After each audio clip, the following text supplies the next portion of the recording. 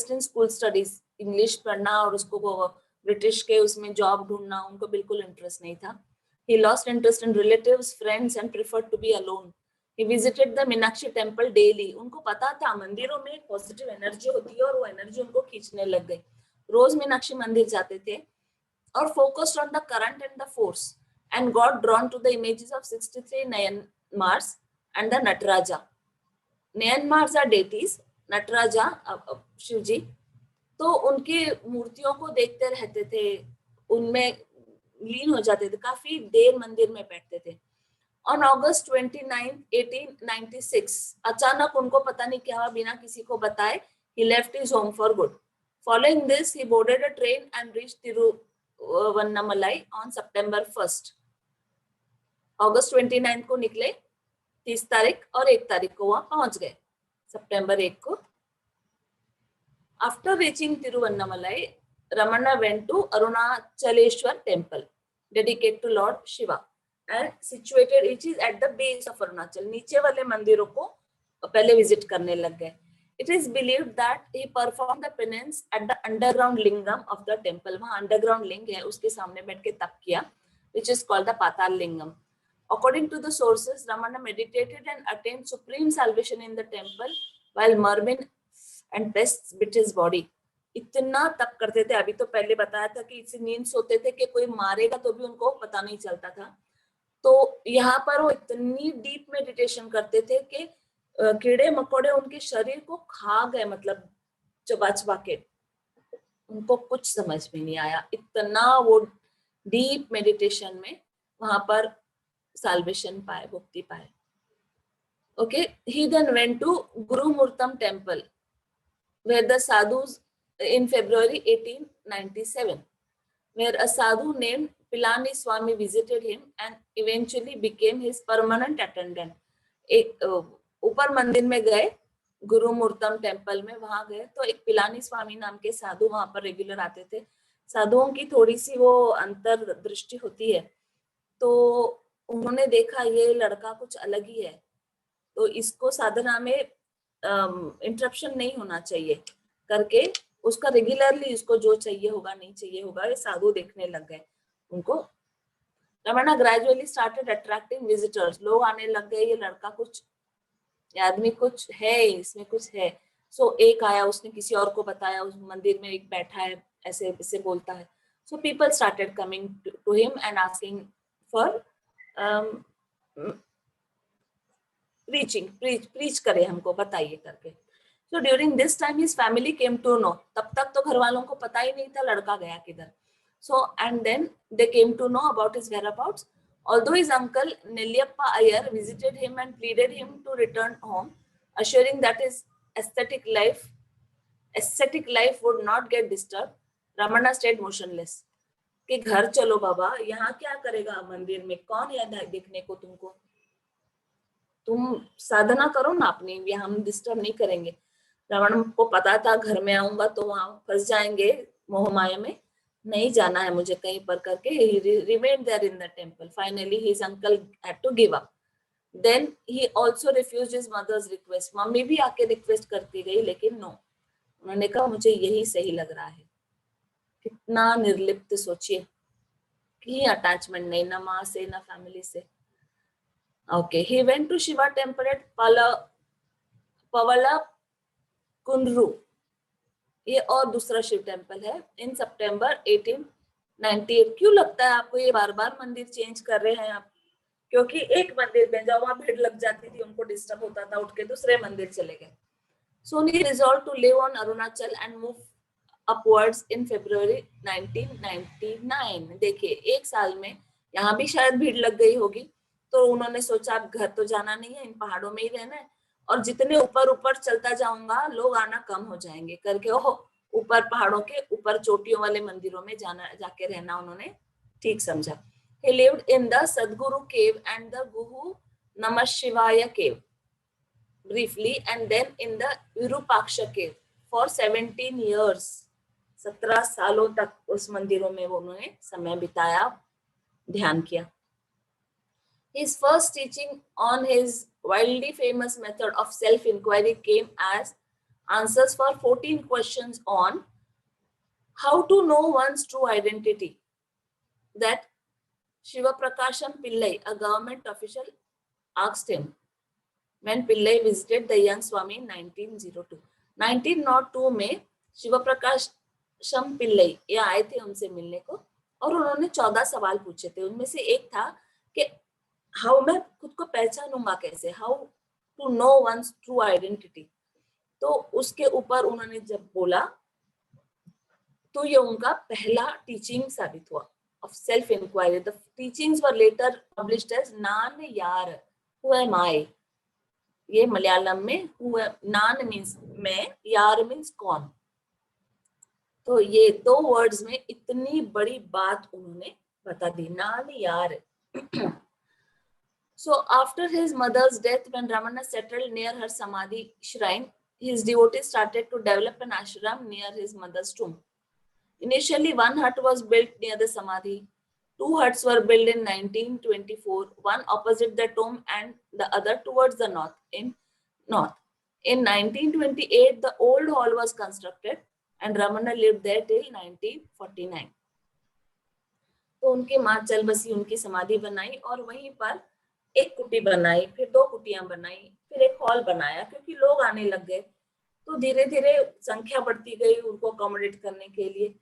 तो 1949 तक इन्होंने यहाँ पर अपना समय वो यहाँ जिए। With this, श्री रमना आश्रम expanded. Obviously लोगों को पता चला ये यहाँ है तो धीरे धीरे वो expand होता गया and included facilities such as libraries, hospitals, post office. British writer Paul Brinton, who first visited Ramana in January 1931, is believed to have introduced Raman to the West and popularized the holy man in India through the books The Secret Path and The Search in Secret India. तो इन्होंने ये 2 books लिखी British writer ने, Paul Brighton, the secret path, search in secret India, और वो waste में publish करी और फेमस भी हो गई ये बुक्स।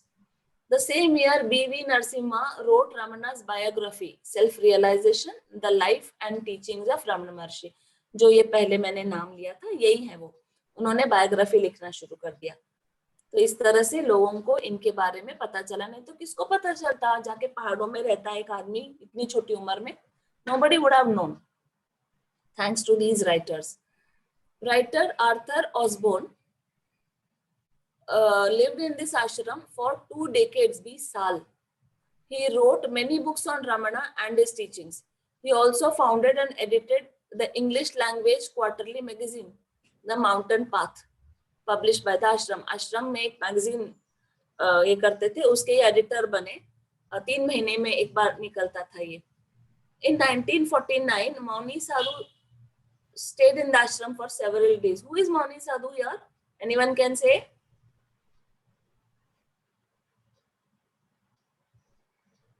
Mauni Sadhu? रमन महर्षि ओनली। Yes. वो मौन रहते थे, कभी कभार बोलते थे और जो बोलते थे बहुत ऊपर का बोलते थे, तो उनका मौनी साधु नाम रखा। तो काफी महीनों तक उनको आश्रम में भी मोह नहीं था, यहाँ बहुत लोग आ रहे हैं जा रहे हैं, उनको डिस्टर्ब होता था। So David Godman lives in this ashram since 1976. He was so far visited. He has so far written and edited 14 books on Ramana. Other notable people were Wu Wui, Alfred Sorensen, Paramhansa Yoganand, and Swami Shivananda too have visited this ashram. इनके साथ discussion करते, उनका समय discussion क्या था, वो तो सिर्फ आंखों से बात करते थे। Raman underwent a surgery in February 1949 after a small cancerous lump was found on his arm in November 1948. 1948 में उनको एक आंख में छोटे सा गांठ आया और वो कैंसरस था। तो फरवरी 1949 में उसको 4 महीने में ऑपरेशन करके निकाला, लेकिन मार्च में अगले ही महीने दूसरा एक ग्रोथ दिखाई दिया, अनदर ग्रोथ वाज स्पॉटेड।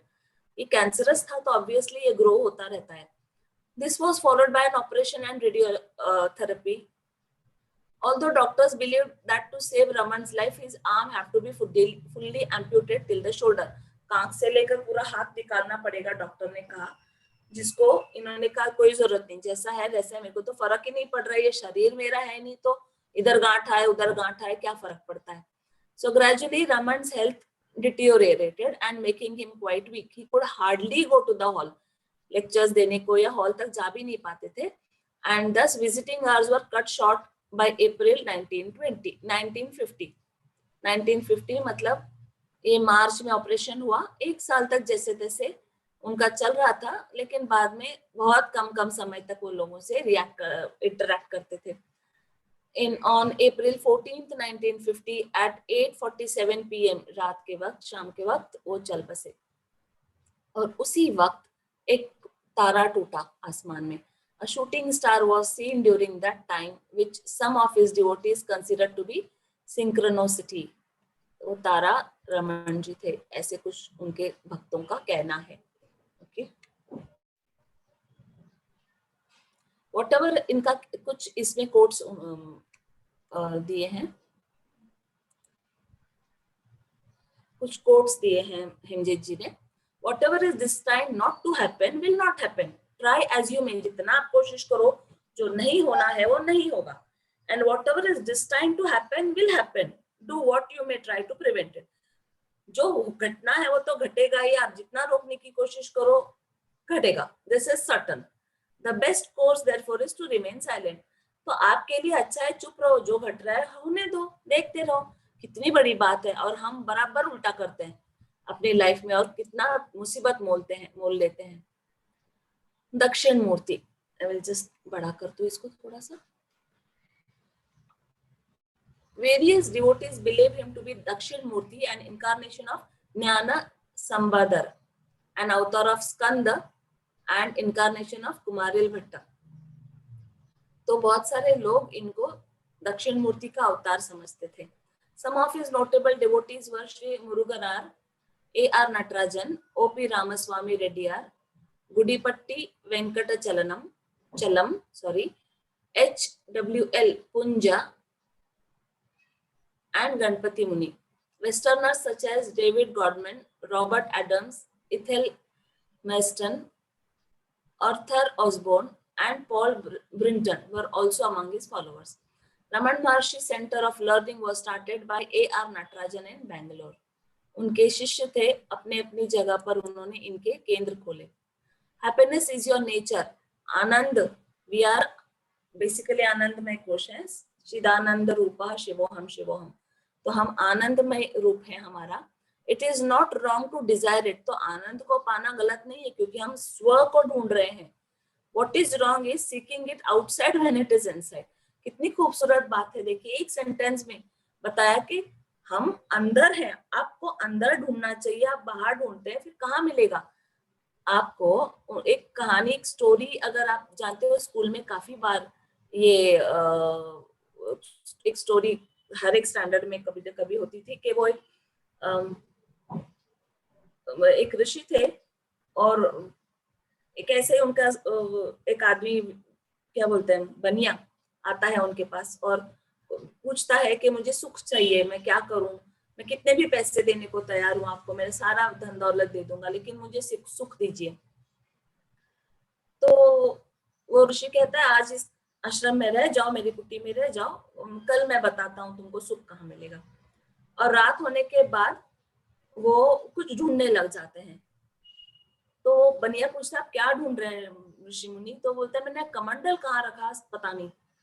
बोलते तो कमंडल आपने आखिरी बार रखा कहाँ था. बोलते बाहर पेड़ के नीचे रखा था. तो बोलते पेड़ के नीचे रखा था तो आप यहाँ क्यों ढूंढ रहे हो. बोलते यहाँ रोशनी है ना तो मुझे यहाँ दिखेगा. तो बोलते नहीं, लेकिन कमंडल जहाँ है आपको वहां ढूंढना चाहिए. तब उन्होंने कहा कि सुख तो तेरे अंदर है, तो यहाँ क्या कर रहा है ढूंढना, पैसे देके सुख कैसे खरीदेगा. तेरे अंदर सुख है तो तू अंदर झांक ना.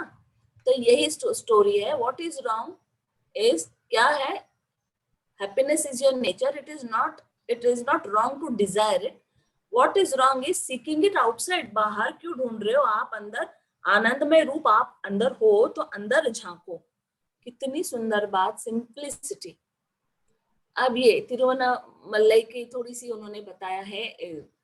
It is 187 kilometers from Chennai. This hill is said to be the abode of sages. बहुत सारे साधु संत यहाँ रहते हैं. It is believed that one attains salvation by merely thinking about Tiruvannamalai. सिर्फ सोचने से ही बहुत लोगों की salvation मुक्ति पा जाते हैं. This place is dedicated to fire element, whereas Chidambaram is Akash element. तो अपने 5 पंच महाभूतों में से ये तिरुवन्नामलई ये फायर एलिमेंट है यहाँ पर. And this is one of the places attributed to 5, which is this is the one place attributed to 5 elements: अर्थ, पृथ्वी, आप तेज, वायु, आकाश. यहाँ पर इस पहाड़ में, और जहां पर चिदम्बरम में वो है वहां आकाश तत्व था. तो इस तरह से उन्होंने छोटी सी जानकारी दी है. पूरा 5 तत्व जहां है वहां जाकर उनको रहना है, और ये उन्होंने मैप दिया है. किसी को इंटरेस्ट हो तो आप इसको देख सकते हैं और अच्छे से इंफॉर्मेशन मिल जाएगी. Himjeet ji has really taken so much